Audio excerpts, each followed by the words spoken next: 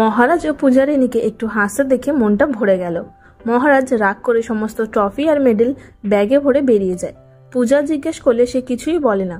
এদিকে সোমনাথের মা ঠাকুরমশাইকে সোমনাথের বিয়ের জন্য ডেকে পাঠালে তিনি এখন ভালো যোগ নেই বলে মানা করে দেন। ওদিকে রথ উপলক্ষে পূজাদের দোকানে প্রচুর ভিড় হয়। তারা সামলাতে না পেরে পূজাকে আসতে বলে, কিন্তু মহারাজ এসে উপস্থিত হয় এবং তাদের দোকানে সাহায্য করে। একটু পরে পূজা এসে মহারাজকে তাদের দোকানে দেখে অবাক হয়ে যায়। পরের সময় দেখে মহারাজকে সে দোকানে বসার কথা বললে মহারাজ খোলা মনে পূজাকে দোকানে বসতে বলে। এদিকে নস্কর এসে আবার পূজাকে ছোঁয়ার চেষ্টা করে।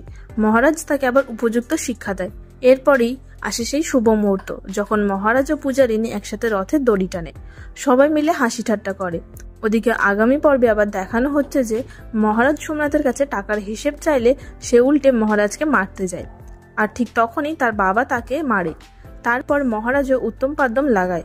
শেষে পূজারিনী এসে সোমনাথকে বাঁচায়। সো তোমাদের কেমন লাগলো উড়ানের আজকের এপিসোডটা অবশ্যই কমেন্ট করে জানিও। দেখুন উড়ান প্রতিদিন রাত 8টায় শুধুমাত্র স্টার জলসায়। এরকম সমস্ত আপডেট সবার আগে পেতে অবশ্যই আমাদের চ্যানেলটি সাবস্ক্রাইব করে নিও।